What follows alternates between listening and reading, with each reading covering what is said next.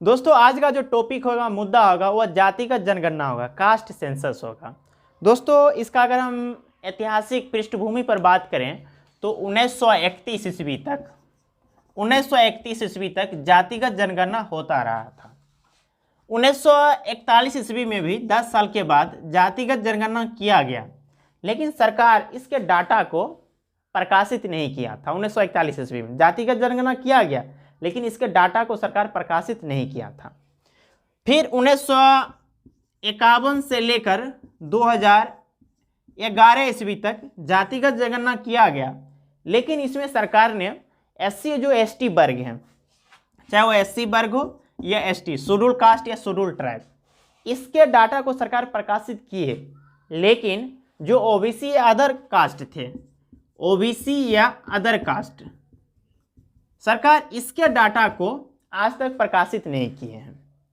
तो दोस्तों सरकार जो है, केंद्र सरकार आज भी है जातिगत जनगणना कराने के केंद्र स्तर पर इसके पक्ष में आज भी नहीं है। लेकिन दोस्तों फिलहाल बिहार में जातिगत जनगणना कास्ट सेंसस शुरू किया गया, और जो जातिगत जनगणना 2 फेज में पूरा किया जाएगा। पहला जो फेज होगा वह 7 जनवरी से लेकर 2 फेज में शुरू किया जाएगा, जिसमें पहला फेज 7 जनवरी से 21 जनवरी के बीच 21 जनवरी के बीच होगा।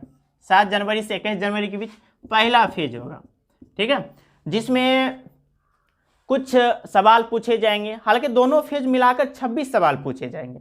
अगर हम पहला फेज की बात करें तो इसमें कुछ सवाल पूछे जाएंगे, जैसे कि जिसमें इसमें मुख्य रूप से मकान, घर की गिनती किया जाएगा और घर को एक यूनिक नंबर दिया जाएगा। जिसमें और भी सवाल पूछे जाएंगे कि परिवार में कितने सदस्य हैं, परिवार का मुखिया कौन है, परिवार का कितने सदस्य घर से बाहर रहते हैं। इस टाइप के सारे सवाल जो है प्रथम फेज में पूरा किया जाएगा, जो कि प्रथम चरण 7 जनवरी से लेकर 21 जनवरी के बीच में पूरा किया जाएगा। दोस्तों उसी प्रकार अगर हम सेकेंड फेज की बात करें, यानी दूसरा चरण की बात करें, यानी सेकेंड फेज की बात करेंगे, तो जो सेकेंड फेज शुरू होगा 1 अप्रैल से चलेगा 30 अप्रैल के बीच में, ठीक है, 1 अप्रैल से 30 अप्रैल के बीच में इसे पूरा किया जाएगा। और इसमें भी कुछ सवाल पूछे जाएंगे, जैसे इसमें मुख्य रूप से जाति का गणना किया जाएगा। जाति हो गया, उपजाति की गणना किया जाएगा। इसमें शिक्षा का स्तर क्या है, शिक्षा का लेवल क्या है, और परिवार का पेशा क्या है, यानी परिवार में अगर किस प्रकार का जो ऑक्यूपेशन है, पेशा है, यानी परिवार का जो इनकम का सोर्स क्या है, स्रोत क्या है, इस सारे सवाल को पूछे जाएंगे। और भी जैसे अगर मोबाइल है तो क्या 4G है कि 2G है। तो मुझे दोस्तों देखते होंगे सामाजिक स्तर पर जब इस प्रकार की जनगणना किया जाते हैं तो कोई व्यक्ति ऐसे हैं जिसके पास 4G है, वो 2G का नाम लेंगे, और कुछ व्यक्ति ऐसे भी बोलेंगे मेरे पास तो मोबाइल है ही नहीं, मैं पड़ोसी से कम चला लेता हूँ। और उसी तरह गाड़ी की बात होगी, जिसके पास 4 व्हीलर है वो 2 व्हीलर का नाम ले लेते हैं। किसी के पास 2 व्हीलर है तो बोलेंगे हम साइकिल से कम चलाते हैं। कोई व्यक्ति तो ऐसे भी मिलेंगे जो बोलेंगे कि हम तो पड़ोसी से मांग कर कम चला लेते हैं। तो मेरा कहने का मतलब है कि गाड़ी है या नहीं, मोबाइल है या नहीं, परिवार में किसी को नौकरी है या नहीं, परिवार का जो पेशा है वह या इनकम है, इनकम का सोर्स क्या है, इस सारे टाइप का क्वेश्चन पूछे जाएंगे। ये सेकेंड फेज में पूरा हो जाएगा। तो दोस्तों ये हुआ फर्स्ट फेज जो, और ये आपका सेकेंड फेज। इस फर्स्ट और सेकेंड फेज टोटल को जो है इन जातिगत जनगणना पूरी कंप्लीटली मई 2023 में पूरा किया जाएगा। मई 2023 में इसे कंप्लीटली पूरा किया जाएगा, ठीक है। और इस दोनों फेज को मिलाकर 26 क्वेश्चन पूछा जाएगा। अब दोस्तों बात कर लेते हैं कि जातिगत जनगणना का फायदा क्या है और नुकसान क्या है। तो मुझे अभी तक जहां मैं अध्ययन करने के बाद निष्कर्ष पे पहुंचा, इससे अभी तो फिलहाल फायदा तो कम ही नज़र आ रहा है, सामाजिक स्तर पर नुकसान ज़्यादा नज़र आ रहा है। लेकिन राजनीतिक पार्टियों को फायदा और नुकसान जरूर हो रहा है। अगर कोई क्षेत्रीय पार्टी है, कोई छोटे दल है, उससे फायदा ज़्यादा हो रहा है।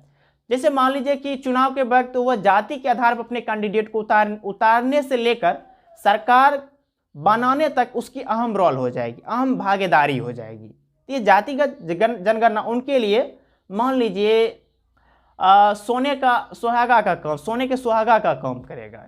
यानी उनके लिए तो बल्ले बल्ले हो जाएगा। लेकिन जो मजबूत पार्टी हैं, बड़े पार्टी है, जैसे बीजेपी की पार्टी मान लीजिए, बीजेपी की पार्टी जैसे चाहे वो स्टेट में सरकार बनाता हो या केंद्र में बनाता हो, उनका जो मुख्य मुद्दा रहा है, जैसे लोगों का मानना है कि मुख्य मुद्दा उनका हिंदुत्व का मुद्दा रहा है। और मान लीजिए आप जब जाति के आधार पर समाज बट जाएगा तो कहीं ना कहीं जो है बीजेपी पार्टी को नुकसान होने वाला है, क्योंकि हिंदुत्व का मुद्दा जो है कमजोर पड़ जाएगा। तो इस प्रकार के बड़े पार्टी को तो नुकसान हो रहा है, लेकिन छोटे पार्टी को जातिगत जनगणना से फायदा पहुंच रहा है। इसलिए जो मुझे जहां तक लग रहा है कि सरकार पूरे देश स्तर पर जातिगत जनगणना कराने के पक्ष में नहीं है। दोस्तों, अगर हम सामाजिक स्तर पर इसको फायदे और नुकसान की बात करें तो इसका सामाजिक स्तर पे तो जहां तक मुझे ज़्यादा फायदा नज़र नहीं आ रहा, क्योंकि समाज जो है जाति के आधार पर बंट रहा है। अगर हम कुछ फायदा की अगर बात करें तो आने वाला समय में पता चलेगा कि जातिगत जनगणना से क्या फायदा हो रहा है या नहीं। सरकार चाहे तो जो मान लीजिए कमजोर वर्ग है, बैकवर्ड क्लास है, उसके लिए सरकार कुछ स्पेशल स्कीम लाए, योजना लाए, या कुछ रिजर्वेशन उसके लिए लाए, ताकि उस समाज का, उस वर्ग का उत्थान विकास हो सके। तो यह तो आने वाला वक्त ही बताएगा कि सामाजिक स्तर पर किसी वर्ग विशेष का उत्थान विकास हो रहा है या नहीं, या समाज का विकास हो रहा है या नहीं, ये तो आने वाला वक्त ही बताएगा। लेकिन फिलहाल मुझे सामाजिक स्तर पर समाज जो है जाति के आधार पर बट जाएगा, ये समाज को नुकसान पहुंच रहा है। तो दोस्तों, उम्मीद करते हैं कि जातिगत जनगणना, कास्ट सेंसस, ओवरऑल आपको मोटा मोटी कुछ कॉन्सेप्ट या समझ विकसित हो गया होगा कि इसका नुकसान और फायदा क्या है, ये क्या है। तो उम्मीद करते हैं आज का वीडियो से आपको काफ़ी कुछ सीखने को मिला होगा। तो अगर अभी तक आप हमारे चैनल पर नए हैं तो हमारे चैनल को सब्सक्राइब कर लीजिए। अगर इस वीडियो से आपको कुछ भी फायदा पहुंचा है तो इस वीडियो को लाइक भी ज़रूर कर लें। धन्यवाद।